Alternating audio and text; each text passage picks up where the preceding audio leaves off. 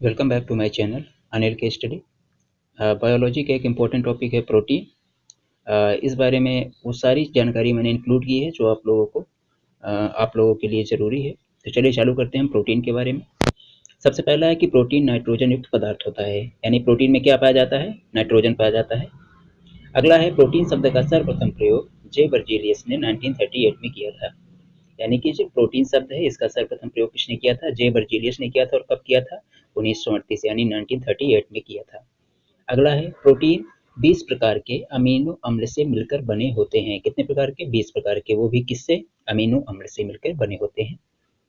अगला है मानव शरीर का लगभग 15% भाग प्रोटीन से बना होता है। ह्यूमन बॉडी का लगभग 15% जो पार्ट्स होता है वो किससे बना होता है? कहीं ना कहीं प्रोटीन का इसमें सहयोग होता है। इसीलिए ये आपको याद होना चाहिए ऐसे प्रश्न।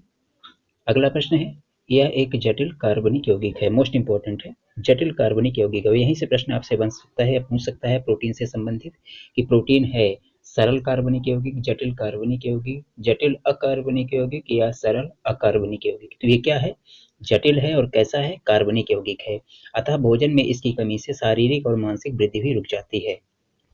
अगला है मानव शरीर में 20 प्रकार के प्रोटीन की आवश्यकता होती है। इसमें 10 का संश्लेषण शरीर स्वतः कर लेता है, बाकी 10 भोजन के द्वारा प्राप्त होती है। यानी हमारी ह्यूमन बॉडी कितने प्रकार के प्रोटीन की डिमांड करता है? 20 प्रकार की। ठीक है, अब इसमें से क्या है कि 10 प्रकार का जो संश्लेषण है वो शरीर बाय सेल्फ कर लेता है, अपने आप कर लेता है। और बाकी जो 10 प्रकार की डिमांड्स होती हैं वो जो हम भोजन ग्रहण करते हैं तो उसके द्वारा पूर्ति होती है हमारी ह्यूमन बॉडी में।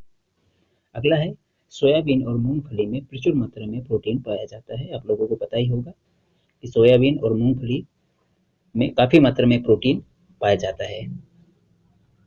अगला है प्रोटीन की कमी से मरासमस और क्वासियोरका नामक रोग हो जाते हैं। मोस्ट इंपॉर्टेंट, कई बार प्रश्न पूछ चुका है कि मरासमस और क्वासियोरका नामक रोग किसकी कमी से होता है? आपका आंसर होना चाहिए प्रोटीन की कमी से होता है। अब मरासमस के बारे में थोड़ी सी जानकारी है कि मरासमस को क्या बोलते हैं? मरासमस को हम सूखा रोग भी बोलते हैं, जैसे कि लिखा है इसे हम सूखा रोग भी बोलते हैं। यह रोग मुख्य रूप से शिशुओं में होता है, जो शिशु होते हैं उनमें होता है, जिससे उनकी मांसपेशियां ढीली हो जाती है। ये है मरासमस की खासियत। अब आगे बात करते हैं क्वासियोरकर। ठीक है, क्वासियोरकर मुख्य रूप से बच्चों, इसमें क्या होता है कि बच्चों के हाथ पैर क्या हो जाते हैं? दुबले और पतले हो जाते हैं। बच्चों का जो वजन होता है वो कम हो जाता है, पेट बाहर की ओर निकल आता है और शारीरिक वृद्धि रुक जाती है। ये होता है क्वासियोरकर। अब बात करते हैं प्रोटीन के प्रकार। ठीक है, प्रोटीन कितने प्रकार की होते हैं इसके बारे में हम जानते हैं। पहला है सरल प्रोटीन। ठीक है, सरल प्रोटीन जो केवल अमीनो अम्ल से ही बने होते हैं या अमीनो अम्ल के द्वारा ही इनका जो उत्पत्ति होती है वो ऐसे प्रोटीन क्या कहलाते हैं? सरल प्रोटीन कहलाते हैं, सिंपल प्रोटीन। इसके एक दो उदाहरण भी है, जैसे लिखा है एल्ब्यूमिन या हिस्टोन। ठीक है, हिस्टोन नामक प्रोटीन किसका उदाहरण है? सरल प्रोटीन का उदाहरण है। दूसरा है संयुग्मी प्रोटीन। ठीक है, जिनके अणुओं के साथ समूह भी जुड़े होते हैं, जो इनके कण या अणु होते हैं प्रोटीन, उनके साथ एकल रूप से ना होकर इनमें सामूहिक रूप से इनका अस्तित्व होता है, तो इनमें समूह भी जुड़े होते हैं, उन्हें हम संयुग्मी, जैसा नाम से ये संयुग्मी। ठीक है, समूहों का युग्म, तो समूह भी जुड़े होते हैं, ऐसे प्रोटीन संयुग्मी कहलाते हैं। इसके कुछ उदाहरण भी है, जैसे लिखा है क्रोमोप्रोटीन और ग्लाइकोप्रोटीन, इसके उदाहरण है किसके? संयुग्मी प्रोटीन के। अगला है व्युत्पन्न प्रोटीन। व्युत्पन्न प्रोटीन क्या होते हैं? ये प्राकृतिक प्रोटीन के जलीय अपघटन से बनते हैं। ठीक है, जो नेचुरल प्रोटीन हमारी होती है उसके जलीय अपघटन, यानी कि आंशिक जलीय अपघटन इसको बोल सकते हैं, तो जलीय अपघटन से बनते हैं, जिसका एक दो उदाहरण है पेप्टोन और पेप्टाइड। पेप्टोन और पेप्टाइड किसके उदाहरण है? व्युत्पन्न प्रोटीन के उदाहरण है। तो ये था प्रोटीन के प्रकार, और प्रोटीन मुख्य रूप से तीन ही प्रकार के होते हैं, सरल प्रोटीन, संयुग्मी प्रोटीन और व्युत्पन्न प्रोटीन। अगला है प्रोटीन के कार्य। ठीक है, प्रोटीन हमें आवश्यकता तो होती है, आप लोगों को पता ही होगा, ह्यूमन बॉडी के लिए विभिन्न कोशिकाओं की मरम्मत के लिए आवश्यकता होती है। और मुख्य रूप से प्रोटीन जैसे हम ग्रहण करते हैं, हमारे बॉडी में प्रोटीन जाता है तो उसका क्या कार्य होता है? तो पहला इसका कार्य हो जाता है क्या? कोशिकाओं की वृद्धि और उनकी मरम्मत करना। जो भी ह्यूमन बॉडी की सेल होती है उनकी वृद्धि करना, ठीक है, और उनकी मरम्मत करना, पहला कार्य हो जाएगा। दूसरा इसका कार्य हो जाएगा हार्मोन्स के संश्लेषण में भाग लेना। जो हमारी ह्यूमन बॉडी में हार्मोन्स पाए जाते हैं उनका जो भी संश्लेषण होता है तो उनमें क्या करता है? संश्लेषण के रूप में ये भाग लेते हैं या उनमें उपस्थिति दर्ज कराते हैं। कौन? प्रोटीन। अगला है एंटीबॉडी के रूप में शरीर की सुरक्षा करना। जो हमारी एंटीबॉडी बनती है, एंटीबॉडी कैसे बनती है? जो रोगों से रक्षा करती है, इसलिए एंटीबॉडी का निर्माण होता है।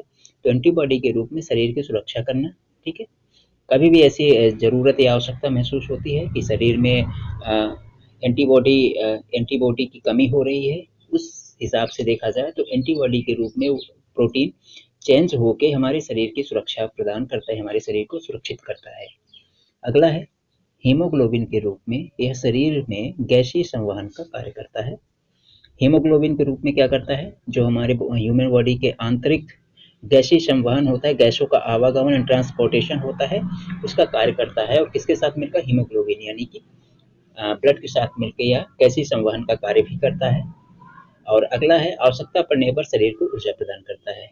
ऐसी कंडीशन महसूस होती है कि हमारी बॉडी को आवश्यकता है ऊर्जा की, तो प्रोटीन के कुछ कण ऐसे होते हैं कि वो टूटकर कार्बोहाइड्रेट के रूप में भी हो जाते हैं। आपको पता है जो कार्बोहाइड्रेट होता है वो ऊर्जा प्रदाता के रूप में जाना जाता है। तो कार्बोहाइड्रेट के रूप में चेंज होकर हमें ऊर्जा प्रदान करने का भी कार्य करते हैं कौन? प्रोटीन। ये था प्रोटीन से संबंधित प्रमुख बातें कि प्रोटीन क्या होते हैं, प्रोटीन कितने प्रकार के होते हैं, उसकी कमी से कौन से रोग होते हैं और प्रोटीन के मुख्य रूप से क्या कार्य होते हैं। तो मेक श्योर आपको वीडियो अच्छी लगी हो तो मेरे चैनल अनिल के स्टडी को सब्सक्राइब करें, और अगली नेक्स्ट वीडियो मैं जल्द ही प्रोवाइड करूंगा आप लोगों के लिए। तब तक पढ़ते रहिए, खुश रहिए और देखते रहिए हमारा चैनल अनिल के स्टडी। मिलते हैं अगले वीडियो में। धन्यवाद।